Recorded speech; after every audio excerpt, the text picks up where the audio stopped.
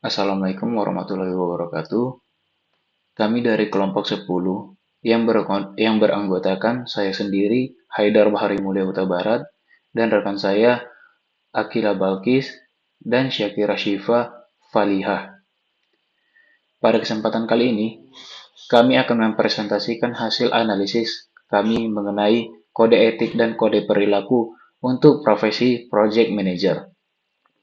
Tujuan dari presentasi ini adalah untuk menjelaskan mengapa etika sangat krusial bagi seorang project manager, memaparkan prinsip-prinsip etika yang harus dipegang, serta menunjukkan bagaimana aturan ini bisa ditegakkan dalam konteks profesional di Indonesia. Langsung saja. Perkenalkan, nama saya Syakira Syafaliha dengan NIM 102022400011. Saya dari SI 4801. Izinkan saya mempresentasikan hasil diskusi kami.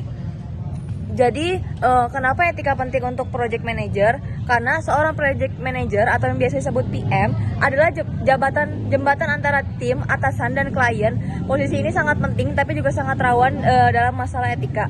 Kenapa rawan? Karena pegang kendali uang dan tim bisa disalahgunakan untuk kepentingan pribadi. Selanjutnya, dikejar target dan waktu, ada godaan untuk memasukkan laporan, lalu menurunkan kualitas pekerjaan.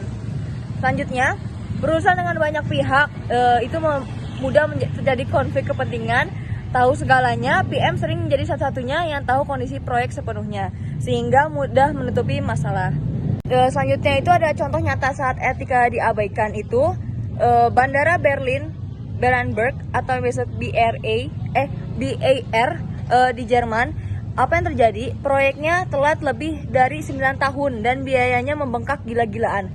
Penyebabnya itu laporan kemajuan proyek dipalsukan. Selanjutnya ada keputusan politik lebih didengar daripada saran para ahli. Dan yang terakhir itu pengawasan internal sangat lemah. Pelajaran yang bisa kita ambil itu, kalau etika diabaikan, kepercayaan publik bisa hancur dan kerugian sangat besar. Assalamualaikum warahmatullahi wabarakatuh. Perkenalkan, nama saya Akila Balkis dari kelas SI 4801 dengan NIM 102022400260. Di sini saya akan menjelaskan di bagian kode etik 7 prinsip pegangan seorang project manager. Yang pertama itu ada tanggung jawab, yang kedua kejujuran, yang ketiga keadilan, yang keempat ada kepedulian, yang kelima ada profesionalisme, yang keenam ada transparansi, dan yang ketujuh ada kepatuhan. Selanjutnya, kode perilaku ini adalah aturan praktis yang harus dilakukan sehari-hari. Yang pertama itu adalah tolak suap, hadiah, atau uang terima kasih dari pihak manapun. Yang kedua, dilarang keras memasukkan data waktu, biaya, atau kualitas proyek. Yang ketiga, jujur jika ada konflik kepentingan, misalnya vendor adalah saudara sendiri. Yang keempat, ada tolak tekanan dari siapapun untuk menutupi kesalahan proyek. Yang kelima, ada jaga kerahasiaan informasi penting proyek. Yang keenam, gunakan uang proyek hanya untuk keperluan proyek yang sah. Yang ketujuh, jangan membeda-bedakan orang karena gender, ras, atau latar belakang lainnya. Yang kedelapan, yang terakhir, itu ada buat tim berani melapor jika melihat ada pelanggaran etika. Selanjutnya, rencana penegakan agar aturan tidak jadi pajangan. Ini adalah 4 dari rencana tersebut. Pertama, cara melapor. Disediakan jalur khusus, seperti email, telepon, atau formulir anonim. Identitas pelapor dijamin rahasia dan dilindungi. Siapa yang mengurus? Komite Etika, HRD, dan Audit Internal perusahaan. Sanksi jika melanggar bisa berupa teguran tertulis, penurunan jabatan, dipecat, bahkan sertifikasi profesionalnya dicabut. Tindak lanjut yang dilakukan ialah akan ada audit dan pelatihan etika secara rutin. Dampak di Indonesia. Mengapa penting bagi kita? Karena membantu memberantas KKN, mengurangi praktik korupsi, kolusi, dan nepotisme, terutama di proyek pemerintah.